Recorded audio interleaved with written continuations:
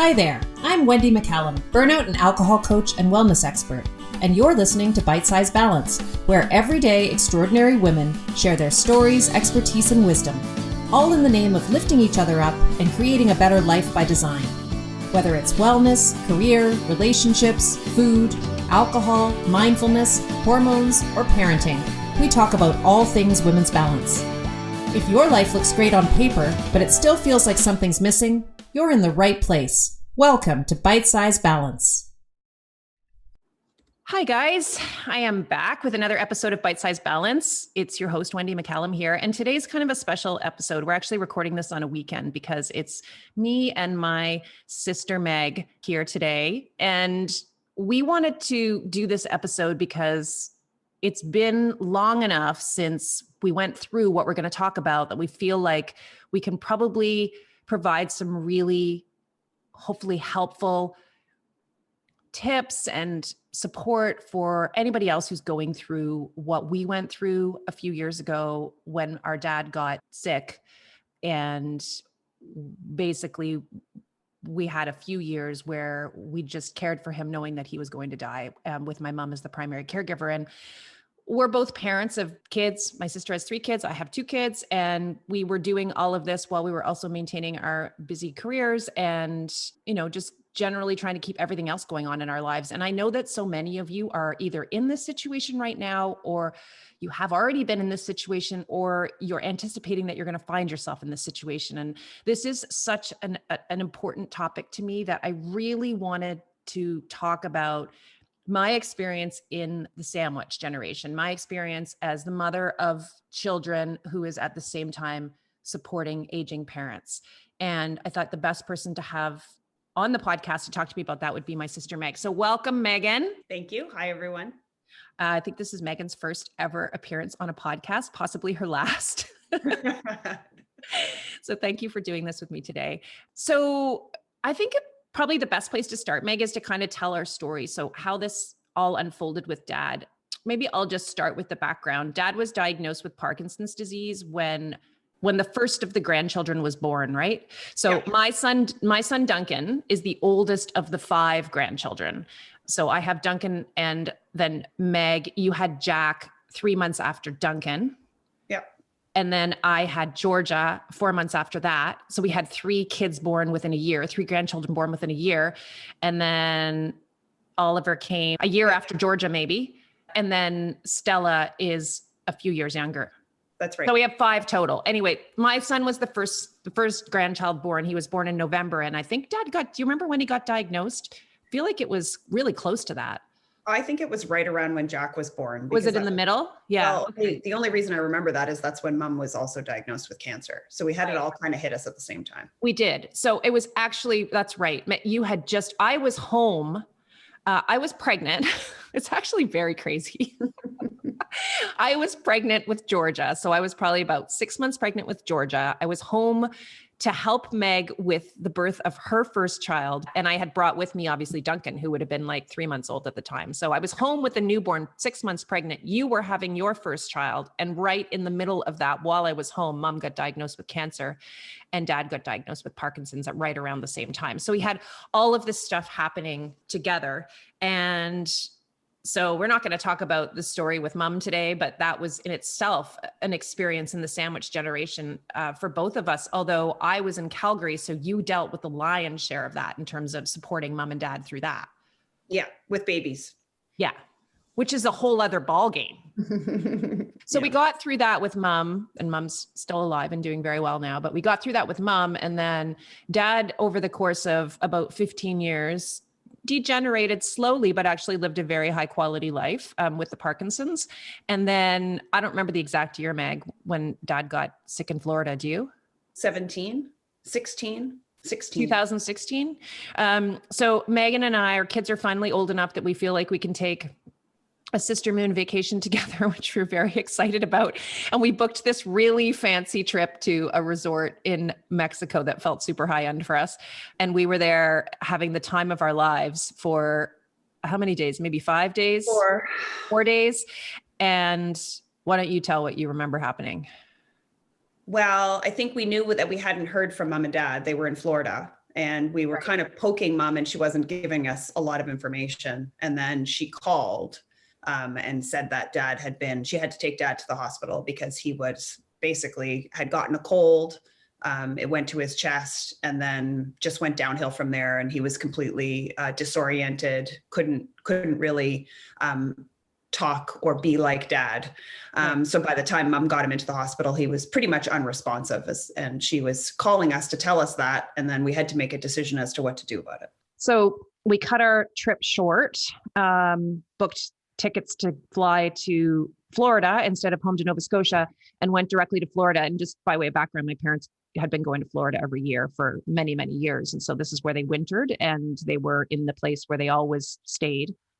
So I remember, Megan, getting on the plane and thinking we had to turn our cell phones off, and we had no cell phone service in the airport in Mexico. For whatever reason, we couldn't get service. We had no update from mom. We had no idea what was going on. We got on the plane. It was a several-hour flight, I think. And when we got there, it was like 11:30 at night. It was dark.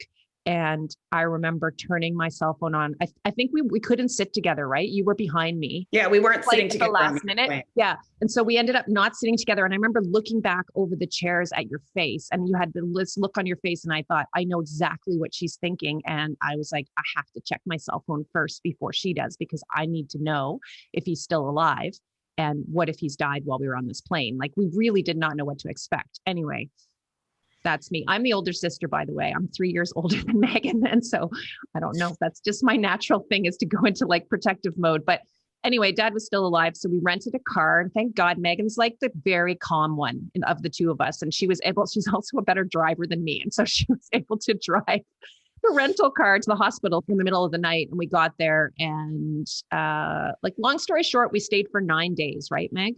Yeah, about that. It was pretty awful. Yeah. And it was around the clock. There was one of us in the hospital always with dad, sometimes two of us. So one of us slept there every night because we didn't want to leave him alone. He's very confused. And his condition really just kind of got worse, to be honest. I don't think it really got better when we were there. What do you remember about that? Well, remember, it did get a little bit better. And then we left him one night. And then that was the night he had that terrible hallucination.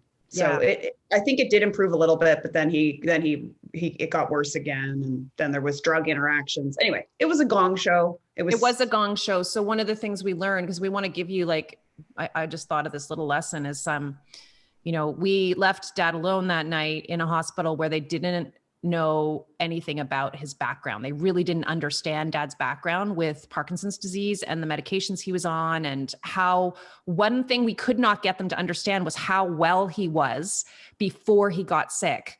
So we were trying to tell them, like, no, he was literally fishing on the beach 3 days ago, like walking by himself, didn't need anybody to help him do things, was able to get around, and was pretty much lucid most of the time. He was having some,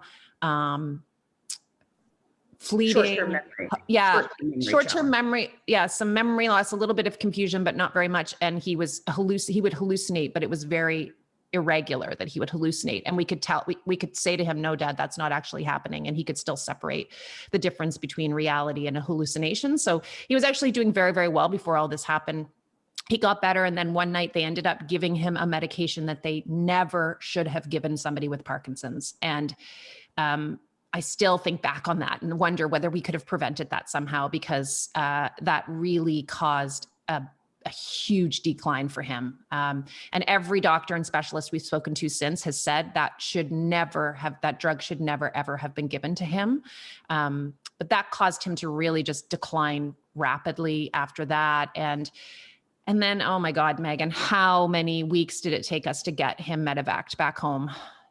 Yeah, well, we left Florida thinking that they'd be medevaced home to Nova Scotia the next day. That was why we left, because we would have never left mom with him alone. Yeah. And it was probably another 3 weeks before we saw him in Nova Scotia. And of course, that was because although they were ready to discharge him in Florida, there was nowhere for him to come to in Halifax. So as soon as we got back here, we had to start advocating on this end to try and figure out how to get him back.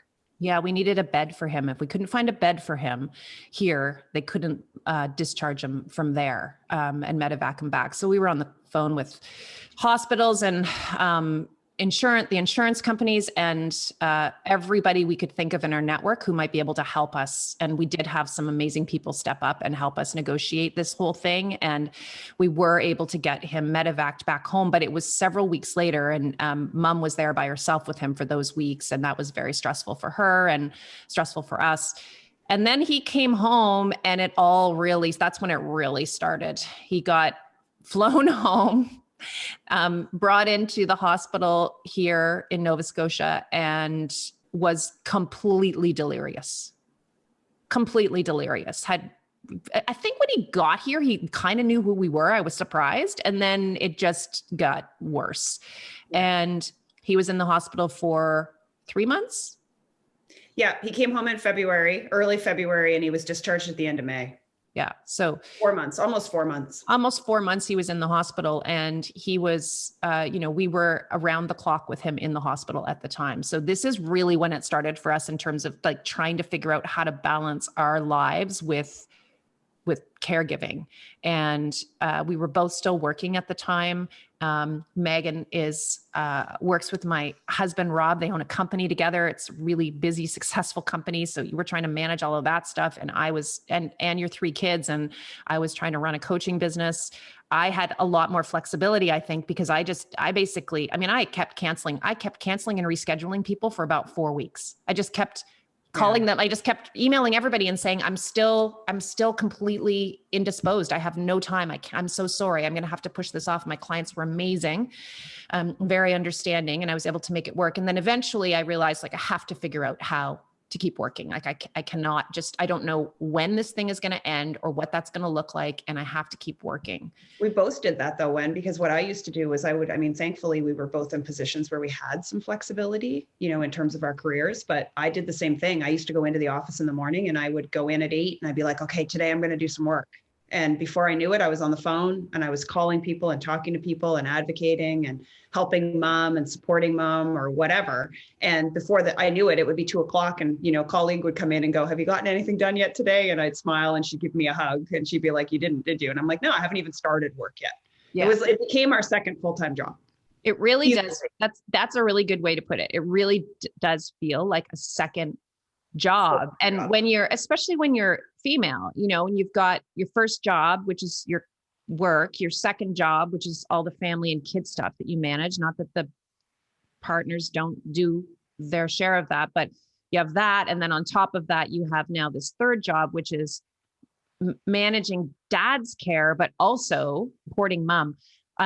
That just became our lives. And I think that takes I have a list of points, and it's interesting. Before we started recording this podcast, we had a 2-minute meeting where I said, okay, because I asked Megan to make up a list of the things that she wanted to make sure we shared that she thought would be helpful to other people going through this.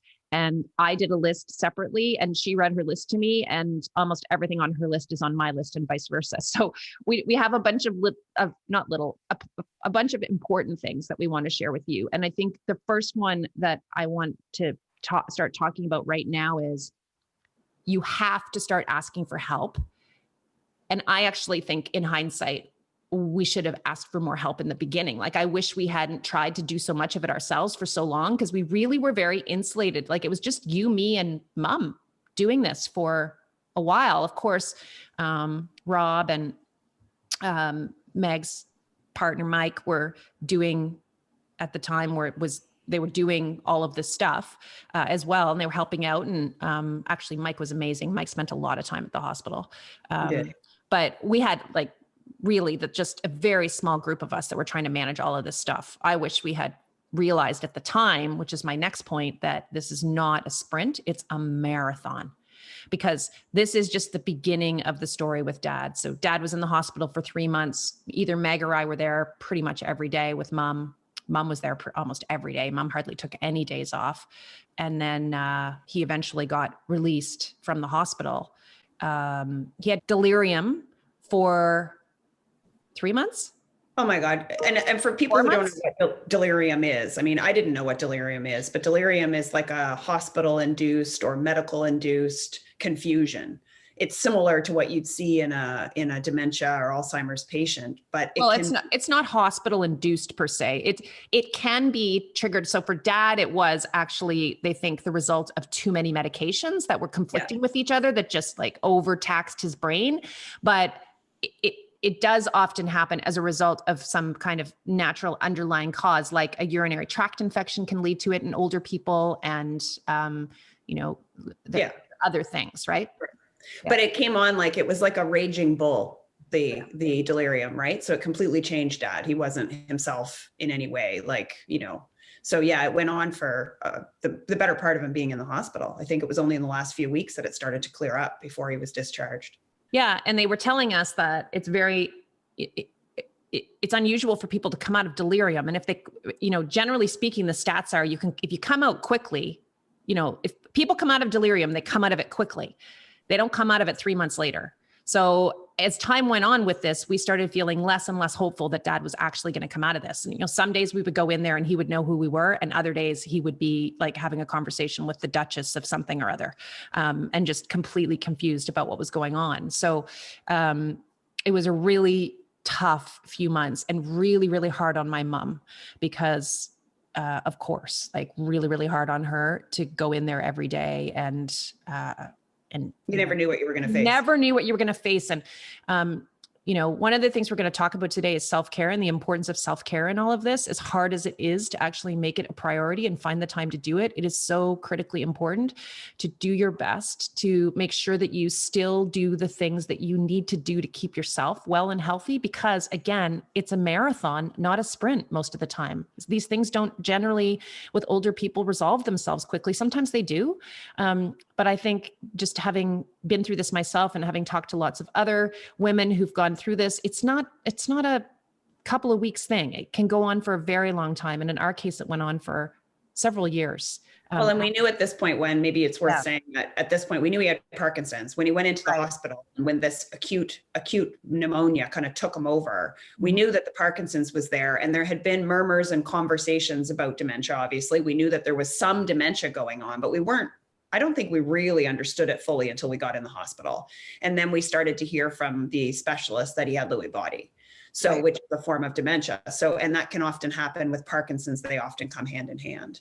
So it was really the diagnosis of the Lewy body and the Parkinson's together that caused Dad's decline to be so slow and ongoing for as long as it was. Yeah, he had a lot of stuff going on in his body. There was a lot of stress on his body for sure. And his brain. And it was complicated, especially on his brain.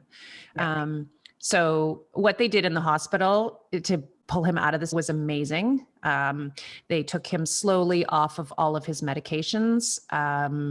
The doctors were monitoring him very, very carefully. And they basically peeled back all the medications to try to see what would happen if his brain was just allowed to be his brain. And, right back to I think they cut the levodopa back even, which is did they cut that back? Everything but the levodopa. Everything but the levodopa. Yeah. Which is the basic Parkinson's med that he had always been on since the beginning. Anyway, he did miraculously come out of that state. And it was really, really amazing. But at the same time, he was incredibly compromised and really just a very different person than he was before he went into the hospital in Florida. He just never was able to regain that. So his mobility was significantly compromised. He was in a wheelchair when he left the hospital, was unable to walk alone with a walker even when he left the hospital. Although he did eventually get to a place where he was able to move around a little bit with his walker for a while. It didn't last for very long, but he was able to do that. And so he gained some of his independence back there. But yeah, so we had those 3 months, and then he was released from the hospital. We originally thought he was going to go directly to a nursing home, which was super traumatic for Mom and for us, and for Dad would have been traumatic. And then our mom decided that she's felt really strongly like the best place for him to be would be at home. And if there was any way for her to do it at home, she wanted to try it. And so we had a conversation with her about what that would look like and kind of support we would need to bring in. And we basically just agreed we'll try it and see how it goes. But if it becomes too much, then we're going to have to go the nursing home route. So mom took him home, and I do not still to this day know how that woman did it, but we're going to talk about how she did it, because there was a lot of other stuff that had to happen in order to make it work.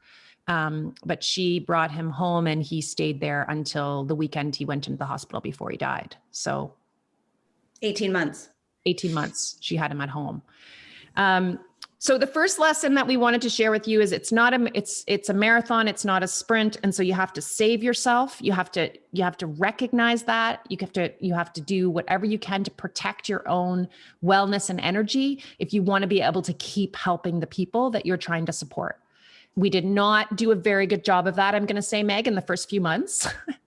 And then I remember being in Florida, and I was still drinking then. And we were coming home from the hospital and having a few glasses of wine every single night just to numb out and try to cope with it, And when we came back to Nova Scotia, I continued with that pattern when I would come home from the hospital. And eventually, at some point during all of this, I just realized I can't keep doing this. Like, there's no way. I just cannot physically and mentally and emotionally continue doing this and be drinking most nights. It just wasn't possible for me. So that was one of my biggest, I think, act of self-care during all of this, was to make the decision to do whatever it took to change my relationship with alcohol.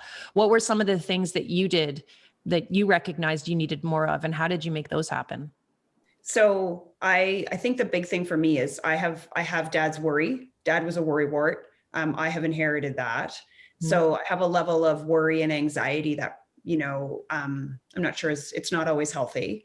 So for me, trying to figure out how to compartmentalize dad's disease and dad's decline, and how to still find moments in the day to be happy, mm-hmm. and to allow myself to be happy. Right. And to try and figure out how to do that without feeling guilty and without feeling like I was somehow betraying mom and dad. That was really tricky for me. And it took a long time. I didn't do it. I'm not sure I've ever really done it well, but it's something I tried very hard to do. Yeah. And I think I did get better at it because I had no choice.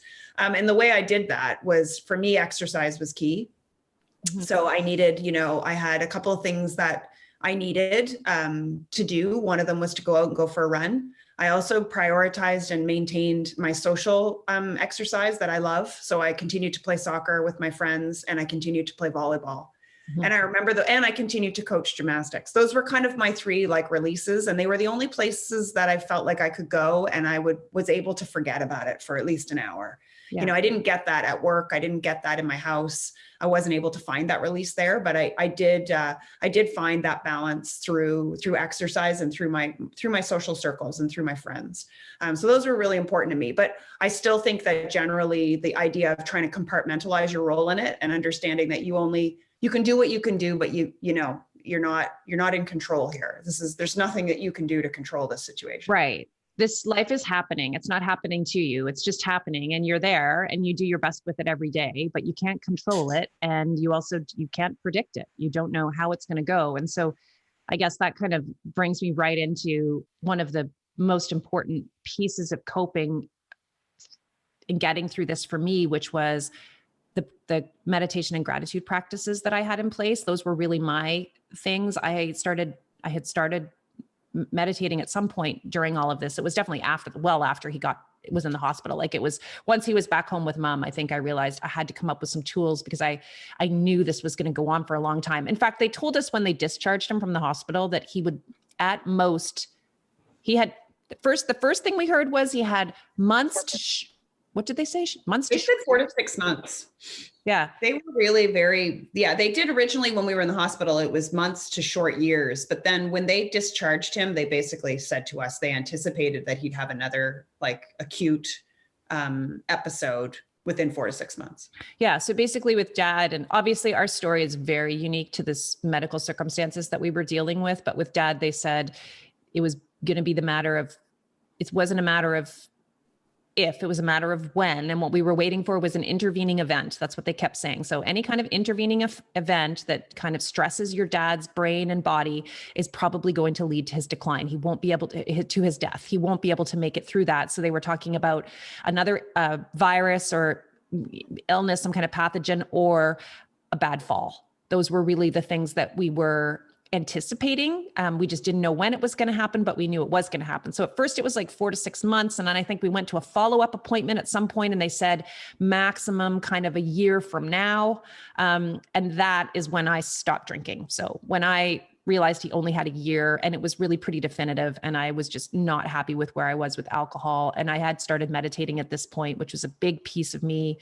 I think being able to become alcohol free. I've talked about that on other podcasts. And then I also bought into gratitude very soon after that. And those were kind of my little holy trifecta of coping mechanisms. Not drinking, meditating most days, and practicing gratitude. And I just started looking for good things every single day. And I've said this before on the podcast, that was especially relevant when, in terms of the time I spent with Dad, I always was looking actively for something good in the day that I had with Dad that I could record. At first I was recording it, like actually writing it down. But then after a while I stopped doing that and it was just recording it in my mind, but actually register it as something good that had happened that day. And as I've said before, if you haven't listened to the episode on gratitude, there's an episode on gratitude where I talk more about my story with my dad and gratitude and how that played into it. So you can go back and listen to that. It's absolutely, hands down, the most impactful practice when it comes to improving the quality of your days, no matter what it is you're going through. So go back and listen to that episode. But gratitude is very simple. It's just 3 very specific things a day that you're grateful for. They have to be specific, and you have to record them or it doesn't work. And you train your brain to see them more. The more you record them, your brain just gets better and better, creates a new neural pathway where your brain is actually looking for good stuff. That got me through this. I am convinced of it. So those were kind of my tools.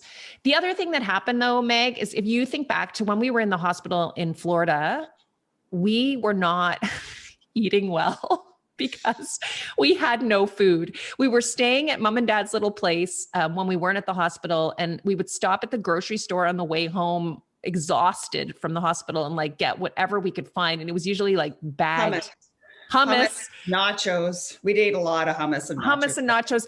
Sometimes we got like bagged salad, and then we would get like pre-made veggie burgers and stuff and put them on top. Like, oh man. But also a lot of wine, a lot of chips, a lot of not so great food. And then when we were at the hospital, we either weren't eating. We weren't eating. So we ate no food, or if we did eat, it was like something crappy that we could get at the hospital. So one of the other things that I did when Dad came back to the hospital in Nova Scotia is I realized really pretty quick, like I could not keep it going without taking care of some of the stuff in my kind of wellness base. And so the first thing that I really shifted was I started packing food and bringing it to the hospital. So I always had, like, I was making food whenever I was home. I was trying to make food, or I was asking Rob to make food so that there would be things for me to bring. And I actually started bringing food for Dad too, because, you know, the hospital food is really, really terrible for the most part. Well, and it was also what Dad was used to, right? Like he liked the food, and he likes that kind of, or he did like that kind of food. So I think he really appreciated it. Yeah. So and knew it was homemade. Well, it was interesting too. You know, it was interesting to him to have something different. So I would bring the food in, but I would pack a cooler every day I went to the hospital, and I would bring like a huge bag of food in with me every single time, because I knew that was one of the things I could control. And I've talked about this before on other podcasts. If we talk about those 4 pillars of wellness: food, sleep, exercise, and stress management, and you think of that, that kind of metaphor that I've used, I think, on here before, but I'll repeat it again, of an old stone temple with 4 pillars, and you've got sleep, you've got exercise, you've got healthy food, and you've got stress management and mental health as the columns that are holding up each corner of that stone slab that is the roof. If that stone slab represents your wellness, the way this analogy works is, if one of those pillars is weak, but the other ones remain strong, your roof will remain intact. And that was always in my mind during this time. It was like, okay, I cannot let all of these pillars crumble. I can't just, you know, because my sleep was not great, partly because I was drinking wine every night, partly because I was so stressed out that I would wake up in the middle of the night and I couldn't turn my brain off. Exercise was so-so, although I did get that, I worked that back in eventually, but it took me a while to get that one back up. Stress management, obviously I was doing my best with meditation and gratitude, but there was a lot of stress that we were dealing with every day.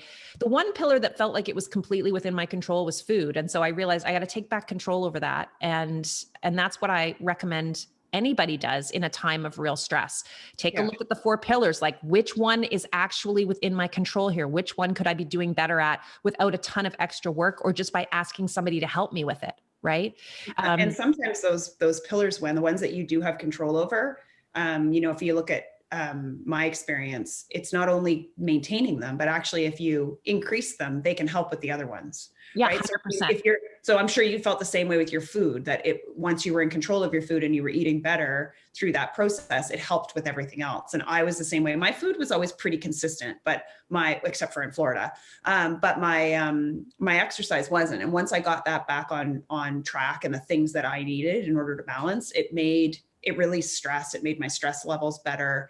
So it was able to kind of help some of those other pillars. Probably helped you sleep, and it's like it contributes. Sleep was always fleeting. Sleep was tricky. Sleep was never good. Megan and I were sleep deprived for about 3 years, for sure. Sleep was hard. And then I got a little break for a year after Dad died, and then I went into full menopause during COVID, and I haven't slept since. So sleep is my one pillar. I've said this before too, the one pillar that I just find it's the hardest for me right now to keep it strong, but always working on the other 3 as an attempt to kind of balance that and stay well overall. So so then, basically what happened is when Dad moved back home, we had to figure out how to make that work for Mom. And I think this is a piece that we wanted to talk about, just the system. And, we live in Nova Scotia in Canada, and the system here for elder care is probably similar to many of the other provinces in Canada, and maybe even some of the whatever region you're in if you're not in Canada. But we can only speak specifically to what we dealt with here. But I think we can give some general advice that would probably be helpful no matter where you are if you're dealing with the care of older parents. What are some of the things that you wanted to talk about, Meg, in relation to the challenges that we had with the system? I think in general, what I would say is that the people in the system are fantastic. The majority of the people were wonderful. They tried hard to help Dad. We ran into we got to work with some amazing doctors and nurses and physical therapists and everybody else that was around Dad. So the people are wonderful, and you have to be, I think Mom and you and I did a really, really good job. I'm very proud of the fact that we built really strong relationships with them, and that helped Dad's care. Right. Yes. And we took the time to build those relationships with those people, recognizing that they were the people that were fundamentally in charge of Dad's care, and that they were good people. They were trying their hardest, but the system itself isn't particularly equipped well. It is, it's understaffed and under-resourced in Nova Scotia. So, and I'm sure that is the same in a lot of different jurisdictions. So you have to work. There's no point in getting frustrated with the system, not while you're in it. It's one of the things after the fact that I'm still kind of trying to figure out in my own head as I work my way closer to 50s. Is there something that I could be doing to help, the system now after the fact? But when you're in it, you can't get too focused on the system. You're not going to be able to fix it. So you got to work within what you have and not get frustrated and try and get the most out of what's available. Yeah, for sure. And I think that, what I would say about getting the most out of what's available is going back to one of your earliest points there when we started, is really finding the circle of knowledgeable people around us that could help. It was fundamental, both inside the healthcare system and also in your social groups in terms of people who can help with all kinds of things.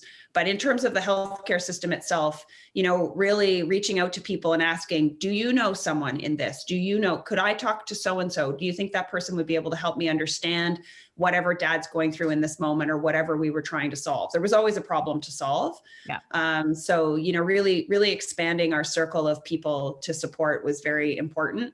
And being confident enough to make those phone calls, and then being confident enough to push, pleasantly and appropriately, but to push and ask one question and then ask another question and then continue that follow-up. Yeah. I just recorded a podcast yesterday with a woman named Bonita, and we were talking about why it's so hard for women to ask for help. Mm-hmm. We were talking about how, in order to ask for help, it sort of requires us to become vulnerable, which means, almost for us, we see it as an admission that maybe we can't do it all and that we are somehow weak. And we actually talked about how it's really a superpower to be able to ask for help and to be able to show that you're vulnerable and that you need help is what actually leads to meaningful connection with other human beings. And I think this time that we spent caring for dad and mom, while it was the hardest time I think both of us probably have ever gone through, I mean, it's right up there for me with the hardest set of years in my life.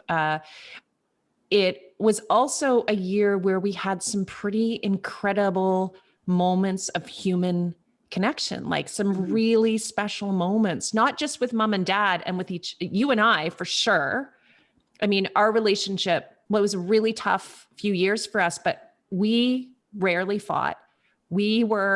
I don't even know if we fought during that. I can't think of nothing major anyway. We were, I think anyway, I don't know how you feel about this, but I feel like that changed our relationship immeasurably for the better. Yeah, no, I agree. I think it strengthened. We came through it together, and thank God we had each other and mom. Yeah. So, but I mean, the asking for help thing is really important. I would say, like, practically speaking, this is what that looks like. Put a post on your social media, on your Facebook page. Hey, this is what's going on. My sister and I are trying to figure this out. We do not know what we're doing. Here's specifically what we're struggling with. We need to figure out how to get private care and public care working together so that my dad can stay at home and doesn't need to go into a nursing home. How do we do that? Does anybody know anyone? And those were the types of things that we did. I mean, we talked about it all the time with people to try to figure out what and this wasn't us working the system. This was us just trying to get information. And it turned out I had this amazing client who actually worked in this system. And she got on the phone with me. I talked to her, I think at least twice, because not only did she work in the system, but she had been through some similar stuff with her dad in just very recently. And she was amazing. She was so helpful just to have somebody to talk through this stuff with. And that's because I put it out there. This is what's going on. I don't know what I'm doing. And I sent her a message and said, can you help me just understand this? We don't know how to get dad home. We don't know what to do when he gets there, and while she couldn't answer all the questions, she was amazing. And then you ended up connecting with somebody on the hospital side of things who helped give us some really great help, with how to get dad a bed and how to make the mechanics of trying to transfer was really complicated. You're right. I was able to reach out through a colleague at work to a friend in the government who, took the time to explain stuff to me and get me in contact with the right people. That's the other thing is that if, the systems at first glance, when you do a website search, it's not easy to figure out where you need to be and who you need to talk to. There's way more resources available than you think there is. We found an out of province patient care coordinator. That's who I found. I didn't even know that person existed. When I finally called, I had to call like 6 or 7 people to get to that person. But man, when I got there and finally found her, she was, she was wonderful, but it's not necessarily easy to see. So you have to be persistent and you have to be, calm. And kind, because if you get frustrated with the first phone call, you won't get what you need. Yeah. And one of the things you said that was on your list that kind of goes along with this is, and I thought it was a great point, is you said, you always want to ask like the first question, the second question, but then also the third, fourth, fifth question after that. Like you want to keep asking the next levels of questions because first of all, you don't know what you don't know. So if you don't ask those questions, you're just going to miss information that you didn't even know you needed to have, basically. The other piece of it from a practical perspective is you don't know when you're going to talk to this person again because those people are all really, really busy. And so that goes hand in hand with my little piece of advice that I wanted to share, which is get a notebook at the very beginning, whenever this starts for you. Because listen, we are almost all going to find ourselves in a place where we have to deal with supporting an aging or sick parent. It's part of life. And I think getting a notebook, mom was the note taker. She did a great job of it. She wrote every single thing down, and not just about the care on the care side of things, also dad's medications, information we got from doctors. We had notes about everything, which were invaluable because the other piece that comes with this is you're overwhelmed, you're exhausted, you're stressed, you're very, very sad, you're in grief during all of this. And you're also trying to manage all the other 4,000 things in your life that you're responsible for, and you can't remember. you just forget stuff. Like we get confused. It would be the middle of the night. I mean, we had a number of horrible middle of the night events with dad where, I mean, the worst one was his birthday when he was just about to turn 70, right? It was his birthday and he basically crashed in the hospital. They thought he was going to die. We had to deal with his personal directive with the doctor in a patient room while our dad across the hallway was effectively, they were trying to get him back. Like it was terrifying. And we did in the moment deal with what we needed to deal with, making some decisions, but it was just completely overwhelming and terrifying. And I do not remember any of the details of that because it was so, it was like, we were exhausted. It was the middle of the night, so having notes about things like that is helpful. Yeah. Well, that's what I was going to say is even we did take notes that night. Yeah. And I don't remember that night either. I mean, I do, but in a blur. But interestingly enough, we met such an important doctor that night and had that experience with him. And the information he gave us that night, we still drew on 14 months later, partially because we were able to document it and we remembered it because through that written documentation. Well, I'm also just writing his name down.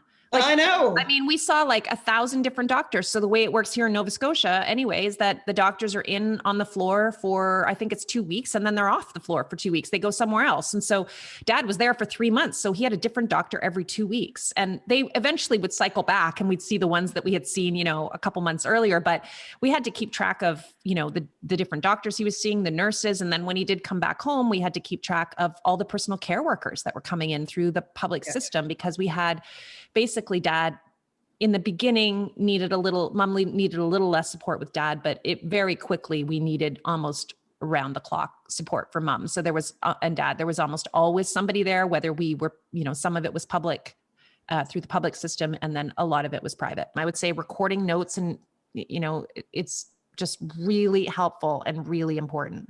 Well, you also have to repeat your messaging over and over again, because as you just talked about that cycle of new people coming into the care system, whether it's doctors, nurses, physiotherapists, support workers, caregivers, they're all new and, none of them know dad.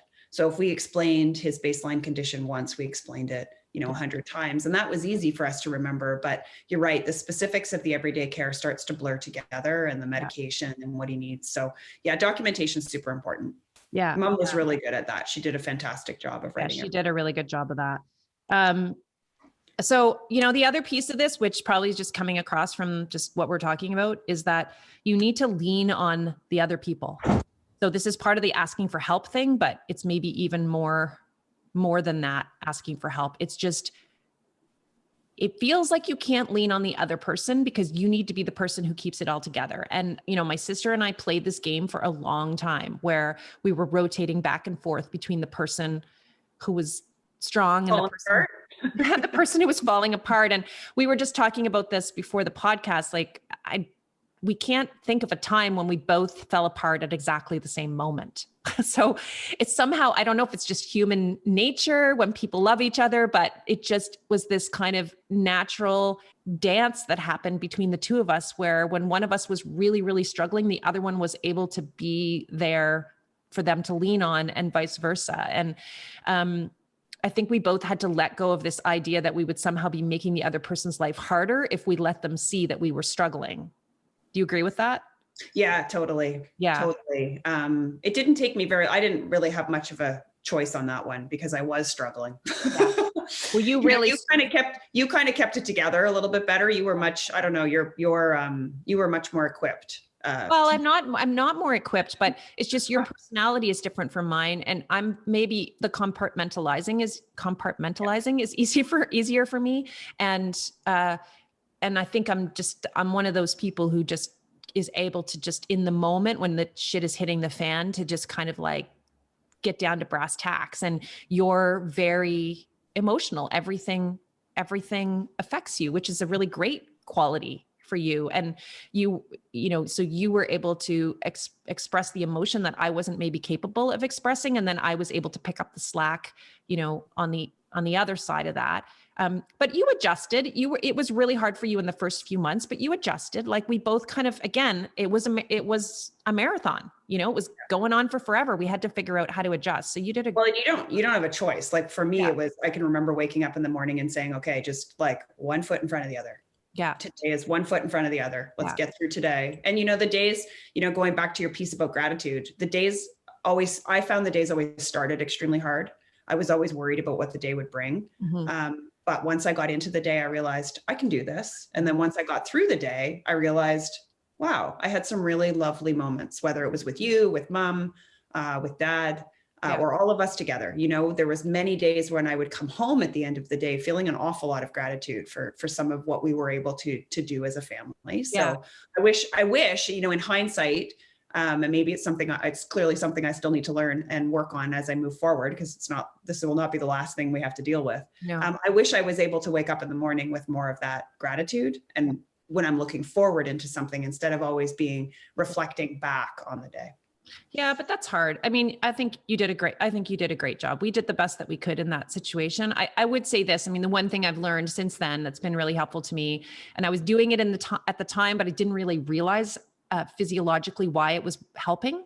And now I think I understand it better, is this idea. I talk about it sometimes on the podcast, and it's definitely part of my coaching all the time. It's this idea of like proactively closing the stress cycle. So getting better at closing the stress cycle before it starts. So what I mean by that is doing something actively to bring your cortisol down and to kind of calm you down and ground you before you go into the next stressful period. And I used to do that. I think I told you this. I used to do that in the elevator when Dad was in the hospital here. Every time I got in the elevator, he was on the 9th floor. And so I had 9 floors, and I would do breathing exercises in the elevator on the way up, because when you opened the doors on the 9th floor, it was a locked ward, because many of the patients on that floor had dementia, and there was all kinds of flight risks. Yeah, there were some flight risks there, including our dad, by the way. And so it was a locked ward, so it always felt like when you got off, it felt a little bit scary, and you would get you would do the code to buzz yourself in, and you would I would walk into Dad's room, and I would have no idea what was going to be waiting for me if I was the first person to go in that morning. So I got into this habit. And now I know what it was. What I was doing was I was closing that stress cycle. So I was bringing my cortisol down in the elevator. I was calming myself down. I was grounding myself before I went in there, as opposed to going in there already amped up and then adding more cortisol to that. And I think that was probably very, very helpful overall, just to keeping me well through that period. And then I started doing that. I did the same thing at Mom and Dad's apartment building when Dad moved back home with Mom. When I got in the elevator, I just kept the breathing thing done. I did that for, I don't know if you know that, but I did that for I didn't know that. I don't know, 18 months or whatever. I did breathing almost every day in the elevator. And then I would do the same thing on the way down. I would take deep 3 to 5, really deep, slow breaths. And I would just remind myself that everything's okay. And now it's time to go back to, I would close the stress cycle at the end of the visit with Mom and Dad too. And then I would go back to my kids or whatever, which is a hard transition to make when you have had a really tough day in the caregiving role. And then you have to go home and be caregiver to people who haven't had a tough day. Yeah. That was a struggle. And one thing I wanted to talk about was, I wanted to talk about the grief piece of it, because this is something I've talked to many of my clients about since, and I've seen a bit of a pattern here, and I'm sure there's some science to back this up, but I don't know what it is. I think it's really important to allow yourself to feel all of the emotions through it. And I think you probably did a better job of that than I did, because I am very, I can kind of shut myself off a little bit. And I know that that's not as healthy as I think I could have done it better. But I definitely had, because this went on for so long, I had lots of days where I was really sad. Where we grieved, because especially when you're dealing with a parent with some form of dementia or a degenerative disease, and they're changing every day. So Dad was degenerating physically and also mentally. You feel as though you're losing pieces of them as the months go by. And so it is like an active process of grieving while the person is still alive. And my opinion on this, I'd be interested in your thoughts on this, but I feel like allowing ourselves to do that and talking about it and being sad during those couple of years and actually processing the emotions instead of just like stuffing them down and not really dealing with them. I think that really helped us after he died. I found the grieving process. I mean, obviously we grieved. We were very, very sad. And, but I feel like I just coped with all of that so much better than I thought I was going to. I thought it was going to be so awful when he died, because of course we knew it was going to happen. It was just a matter of when. And there's the fear of the unknown thing there, which I think makes it, there's all that fear of like, what's it going to look like? We don't know. We haven't done this yet. So I guess that piece of it is there as well. But I really think allowing yourself to feel the emotion and to just let it out and talk to, like, this is where that, like, allow yourself to be vulnerable, talk to people, share how you're feeling, was just really, really helpful in terms of the actual post-death grieving process. What do you think? Yeah, I would agree. I mean, I kept hearing about anticipatory grief, and I had read about anticipatory grief, and I had read that it was different than, I don't know, post grief. And so I was kind of like you. I was still expecting to have like a really significant wave of grief once Dad died. And for sure we grieved. I absolutely grieved. I cried a ton. But I will say that I feel like the process of Dad that we went through with him over that course of 2 years did allow us to grieve as he was dying. And it also allowed me to find gratitude in those last few years, which made it easier to let him go. I think we gained more than, it sounds kind of corny, but I do overall think I gained more than I lost in that 2 years, as hard as it was. Mm-hmm. I spent the 12 years leading up to those last couple of years of Dad's life when we knew he had Parkinson's. I spent 12 years stuffing his Parkinson's away in a little corner of my brain and pretending it didn't exist. Yeah. I wouldn't read literature. I didn't want to know what was going to happen. I really tried very hard to ignore it. And I think if I had continued on that path and Dad had died quickly, I would have really suffered afterwards. You would have regretted it probably.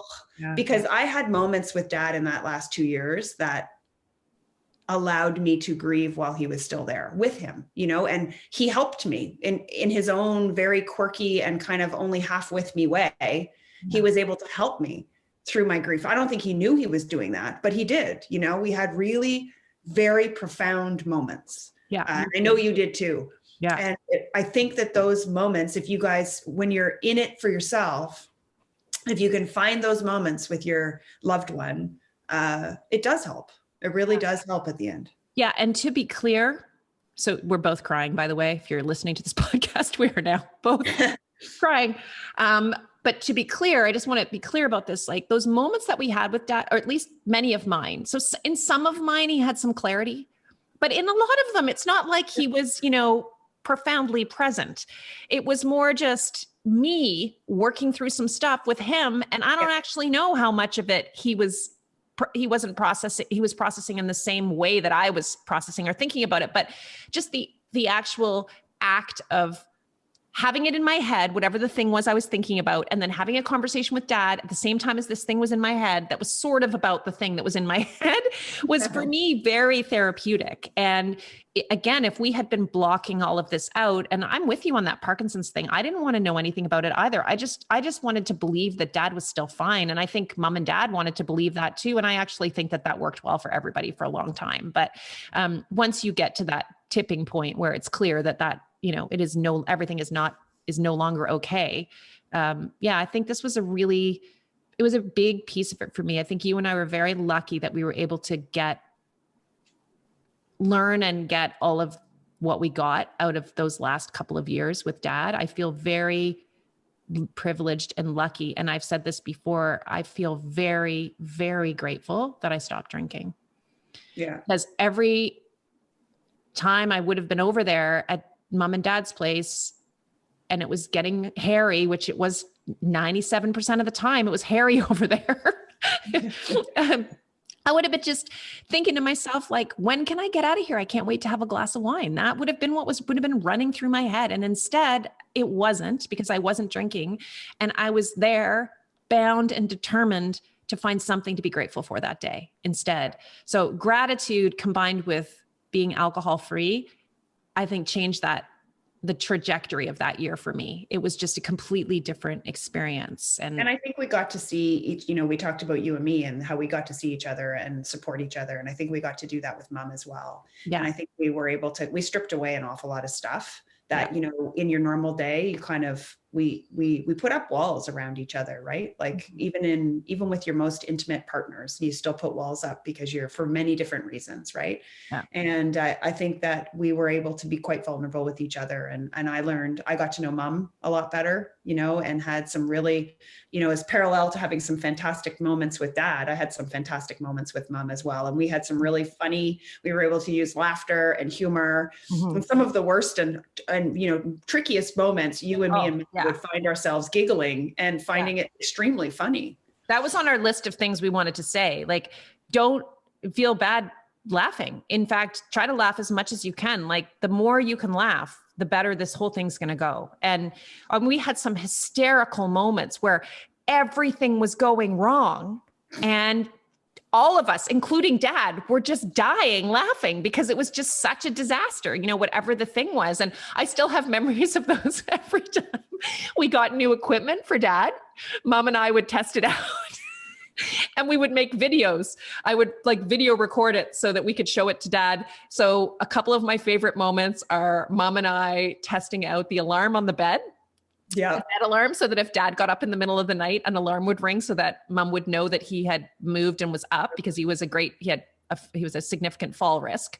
So we had this alarm. So I have this funniest video of Mom lying on the bed, getting up from the bed, lying on the bed, getting up from the bed after we set that up. And then the other one that is priceless that I will archive and look at for the rest of my life is you testing out the bath lift.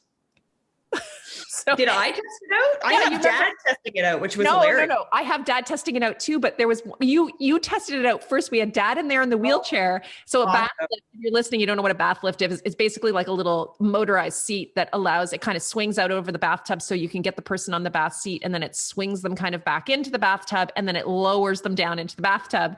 And we had Megan and I had found this thing on Kijiji. We were so excited about it because my dad loved baths, but it was very impossible. He hadn't had a bath since he was in the hospital.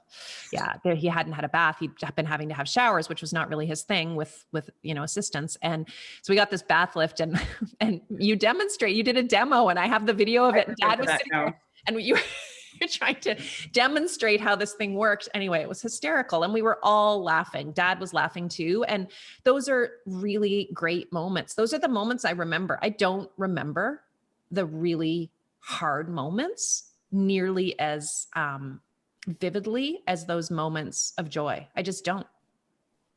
And maybe that's just how the brain works, but I don't. I have lots of really, really good memories now of those years. I mean, obviously, I know there were lots of horrible moments in it, but either I'm choosing not to remember those, or my brain is naturally prioritizing the fun ones. I don't know. Yeah, I have one of my favorite memories of just like a funny with Dad was the night that we were watching the Super Bowl, the four of us. And Dad had been asleep for basically 2 days. Like, he hadn't woken up. Yes. He was like completely out of it. We were worried about whether he was getting enough nutrition because we were having a hard time getting like a bit of yogurt in him. Right. So, we were worried that we were at the end.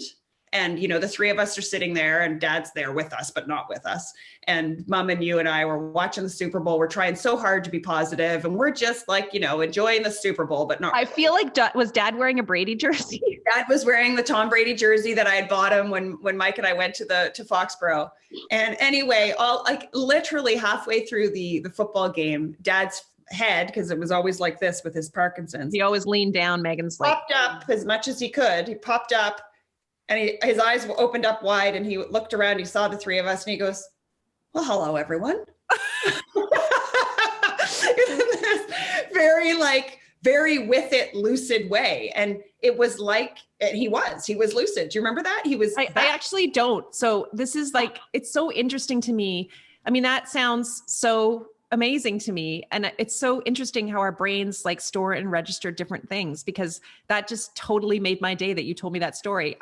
I can just imagine Dad. I can just imagine him right now saying those exact words. Well, hello, ladies. And then I have a picture with him because I had a Patriots jersey on that day too. So we got a picture with he and I that night. And every time I see the picture, I think of him and I think of that moment. And it's a good moment. It's a very heartwarming moment.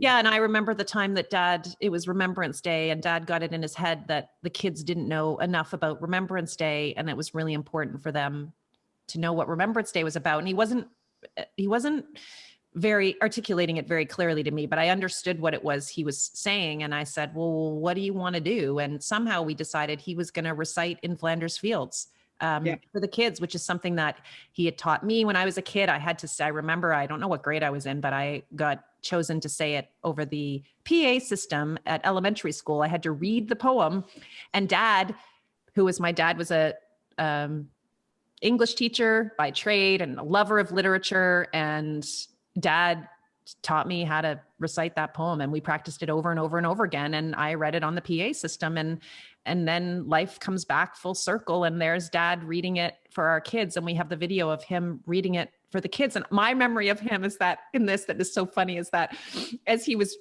it says, in Flanders Fields, the poppies grow. And obviously the word poppy is in there a lot. And at some point Dad was reciting it, and he was trying so hard to get it out right? Like we were practicing it, and he kept, cognitively, he was very impaired. So it was difficult for him, but he was working at it. He was bound and determined to get it right. And he got all the way to the end. And at the very second last line has the word poppies in it again. And it came out as puppies. Poppies when he was reading. And the two of us just like busted a gut laughing about this because he just couldn't get it right. And then of course he did get it right. And it was a beautiful moment. And we have it on video of him reading this to all of the kids. And it was just amazing. So yeah. So I'm going to go through the list, Meg, because I want to make sure we cover off the topics. So we've talked about how it's a marathon, not a sprint, and you have to take care of yourself. We've talked about how it's a good thing to feel it when you're in it because it makes it easier when you're out of it. So let yourself feel the emotion, lean on the other people. Don't feel guilty leaning on your other people because they're going to be there for you. And then at some point you're going to need to be there for them. And that's how this thing goes. We talked about asking for help. I wanted to just add into that, like the other thing that we did that was really, really helpful is we started reaching out to Dad's friends. So we widened our circle when we realized, well, wait a second, this is going to be going on for a long time. We started asking other people, and you feel bad doing that. Again, there's that vulnerability piece. Like we can't do this all by ourselves, but everybody wants to help. People want to do something helpful. And what was really helpful for Mom and for us was to get a bit of a break because this was nonstop. For Mom especially, and for us, it felt kind of nonstop too, I think. And so just asking like, could you come and sit with Dad for just a couple of hours so that, one of us doesn't need to be there and Mom can go and lie down or go for a walk or, have a bath or do something that makes her feel good, and setting up kind of a schedule. And we had some really pretty amazing people who came regularly and did that with Dad, or took Dad when he was able to, got him into the car and took him for a drive, or, just looked at picnics and took him for a picnic, or looked at old photos with him, or just sat with him while he slept. And I think it was really good for Dad as well, because Dad, interestingly enough, Dad got tired of us. Right? Oh, sure. Yeah. Like he was tired of us. He was tired of the same stories. He was able to connect with his friends. I'd be really curious to hear their perspectives, but my guess would be is he was able to connect with his friends in a different way than maybe he had been able to in the past. So it was really valuable. And you're right. It took us a while to reach out, although we did have a couple even in the hospital that came and were very, very helpful. But it's a good point. And the other part of reaching out and getting other people to help is that idea of getting the people around you to help you with your other aspects of your life. Right. So maybe not just the actual physical care. A lot of that did fall to you and me and Mom, just because by nature of what Dad needed. Yeah. But we were able to draw on our partners and our, friends to help with our children and to help with all of the other aspects of our life, going to get groceries, just simple things like that can make your life a lot easier. So be afraid to ask for help. Yeah. That's what people need, you guys. When people are dealing with anything big, they need people to come in and do like all the little stuff, like walk the dog for you, get get some groceries for you, go pick up a parcel the notice came for, but you don't have time to go get it. Like, it's those types of little things that I think are so helpful for people when they're dealing with any kind of big life stressor. And our initial reaction is to say, oh, no, we're good. Thank you. Yeah. But really we're not good. And even, those little things can really help. And the other people on the other end appreciate it as well, because they want to help. Yeah, for sure. And then the other thing we were talking about is this idea of like figuring out your role and understanding what your role is. And I think we did this naturally happened for us, where we figured out like, you're more patient. In fact, that is how Dad always described you to me. Even in his last years, he would say, that's Megan's most special characteristic, is that she is unendingly patient. She just can take care of people, and she can, and that is not me. I am not patient. I got Mom's dad is patient.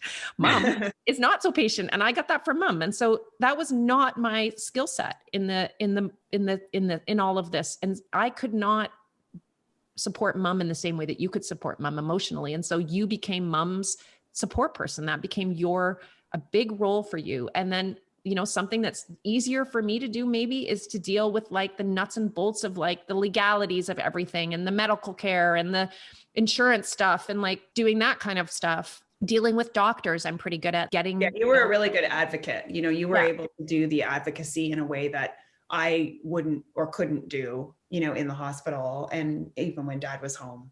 Yeah. Working with the healthcare workers, and I got emotional, and emotions would come into it. Whereas you were able to kind of compartmentalize and just kind of get to it. Yeah. You just got her done. Exactly. We talked about how important it is to take notes and be organized, and how the system is really complicated and you have to be patient with it. And the one thing that we learned is the very best way to negotiate the system is to be kind and generous to everybody you're dealing with in the system, because it's never going to make it better to lose your temper. And, I'm sure we all lost our temper over the course of the 3 years. Each one of us at some point lost their temper with someone, but generally speaking, everybody out there is just doing the best they can, and they're all doing their best. They're in this system. They do this job for a reason. It's because they love old people, or they love working with people who need extra help and care. And that went a long way for us, being kind and really trying to, we did establish really meaningful connections with a lot of the people that were in our lives, because they were there all the time. I mean, there was always a stranger at Mom and Dad's house, pretty much. Someone was there who was not a member of our family, because we needed that extra help. And we found some really wonderful people along the way. The other thing is that you have to understand that you're going to have some bad days, and those bad days might be really, really bad days, and that's okay. They'll pass. And that's the time to lean on other people, or to like tag someone else in and say like, I can't do this today. I need a day off, which is something we didn't really talk about, but the importance of stepping away from this sometimes. Just actually saying like, I'm not going to go there today. I'm going to take a day away from this. I think that was really helpful for me. And I know that you did that a couple of times, and it was kind of just a reminder of the fact that life goes on. Yeah. I think you found that more helpful than I did, because I wasn't able to compartmentalize as well. Yeah. So I found it stressful to be away. Right. I felt like I didn't know what was going on, and I was worried. Right. So there was, for me, the distance actually made it more difficult. Mm-hmm. I was better when I was in it. And we talked about taking control over the parts of your self-care that you can take control over, and doing what you can to take care of yourself, because you will not be able to sustain this type of activity for forever if you're not taking care of yourself. You'll just fall apart. And that the kind of cool thing about all of this is that all of us came through the other side of this intact. So eventually what happened is exactly what they told us, which was going to happen, which is after 18 months, almost to the day of them telling us it was going to be 18 months max, right? I mean, it was so right on the money. It was, I think originally they told us 4 to 6 months, and then Dad had such a miraculously good first 4 to 6 months that then they said to us, it'll probably be another year maximum. Another year. And I think it was exactly almost a year after that. That's right. And what happened was we had Christmas dinner together as a family. This was obviously all pre-COVID. We had Christmas dinner together as a family. Everybody was there. Dad sat at the head of the table where he always sat, enjoyed the turkey. Like he always enjoyed the turkey. We had a really great Christmas day. He was very engaged, and everybody went home. And about 3 or 4 days later, Mom called to say that Dad was not responsive, and she couldn't get him to talk, and he wasn't moving, and he was sitting in his chair. And she didn't know what to do. And we called the ambulance, and we went over immediately and took dad to the hospital. And What was that? we spent 3 days in the hospital with my dad, the four of us, and our, kids, and His brother. Yeah. His brother was able to come, and our partners at the time were able to come in and say goodbye. And it was really, actually, in hindsight, super hard, but also really, really beautiful. And I actually had a client the other day, Meg, we were talking about death of parents, and she said, she described it in a really lovely way. She said, there's something about that the process, like the active dying process, when you're there with someone. She said, it's like everything, every single sensation gets heightened. Like everything's just turned up. The volume's turned up so high on everything. You're hearing, you're feeling, you're smelling, you're like all of it. And she said, it's just such an incredible experience to be there with a person. And we were there with dad when he died. And I wouldn't trade that for the world. I feel very lucky that we were able to have that. I know that's not available for everybody, but it was for us. And I have some very special memories of the last day of dad's life. I have special memories of the Beatles music being on and dad's toe tapping to it, even though he was effectively not with us. Not with us. He heard the music and his toe was tapping. I have memories of that game that mom had on her phone, the word search game. Oh my God, she loved that thing. I don't know what that thing was, but we did that for hours on there. My memories of dancing in the room. I just have lots of really great memories from that day. Of course, it was one of the saddest days of my life too, but it was a really kind of amazing thing. And I think everything that we're talking about today, all of that allowed us to have that day with him and to have that day together. My sister's no longer able to speak, so I'm going to... She's pushed me over my emotional limit. Pushed her. Sorry, Meg.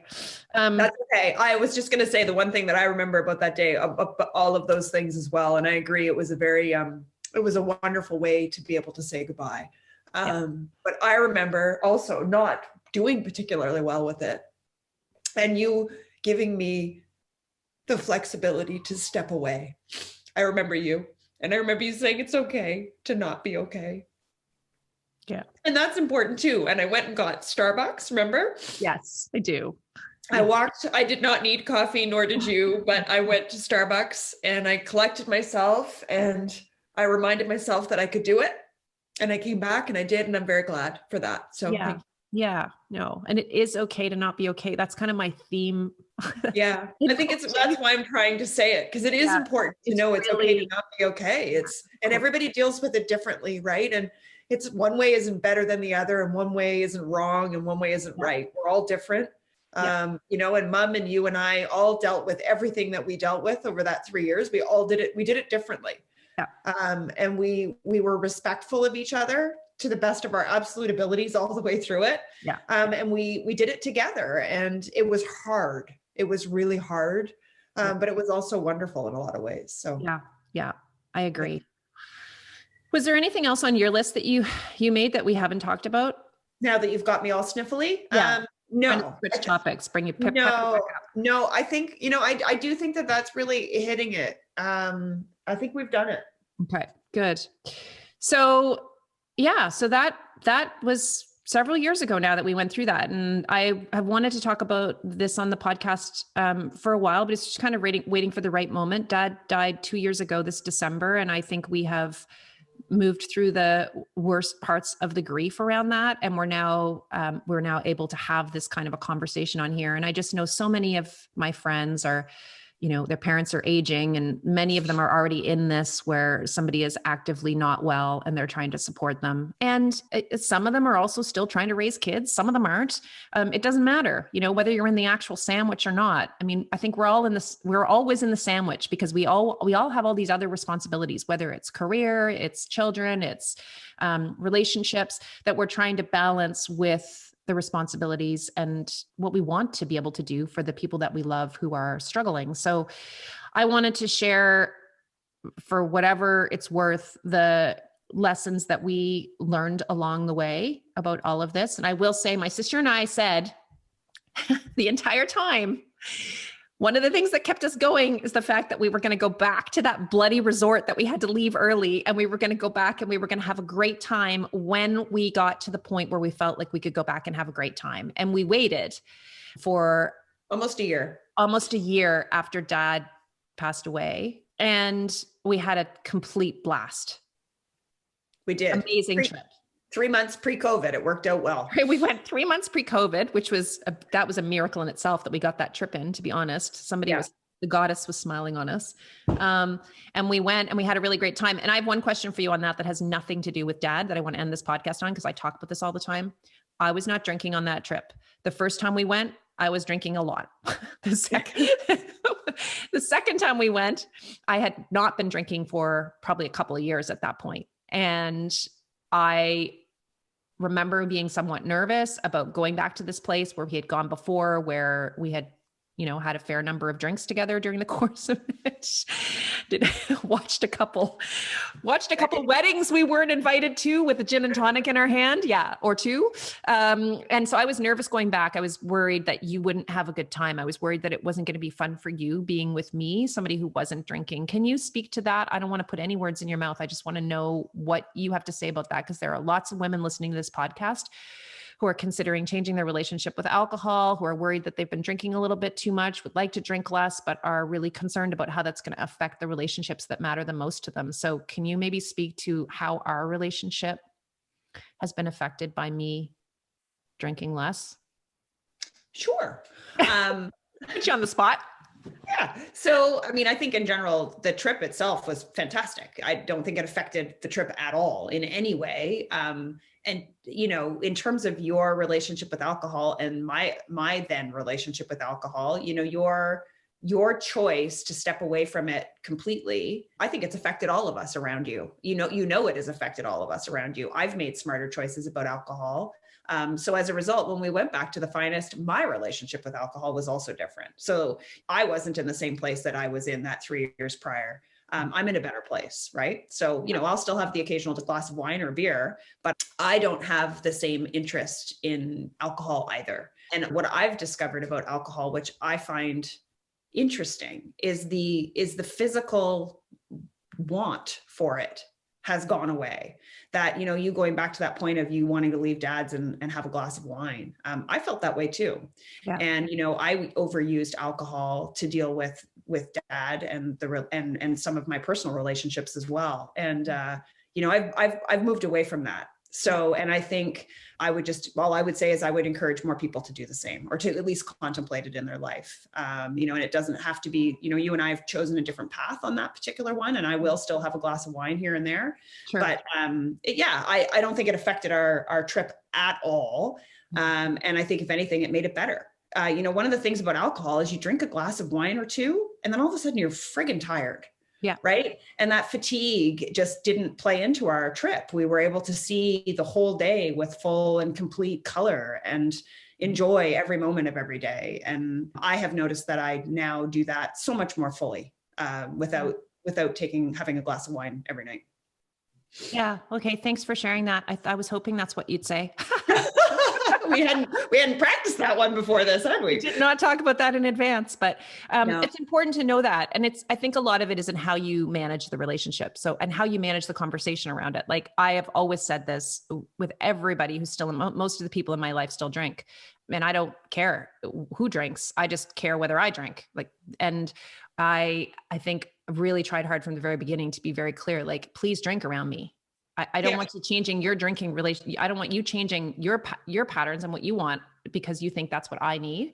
And you know what, in the first few months, it was hard for me to be around people who were drinking. And sometimes I just chose to not do that, to not put myself in that situation. But the more time went on, the easier that became. And now I am, very, very comfortable, and it doesn't bother me at all because it's, as I've explained on this podcast before, I worked really hard to get to a place where I actually just did not want the alcohol. So I am not feeling like I'm missing out when you're having a glass of wine and I'm not. And I'm very happy that you're able to have a glass of wine with me and enjoy that glass of wine. And we're both able to be doing exactly what it is we want to be doing in that moment. So yeah. Okay. Well, thanks, Meg. You're welcome. Good convo. You only broke down like twice. So I did pretty well, all things considered. Yeah. This is the girl who cried in Dirty Dancing 2, people. Not Dirty Dancing 1, Dirty Dancing 2. Yes, so one of my best moments.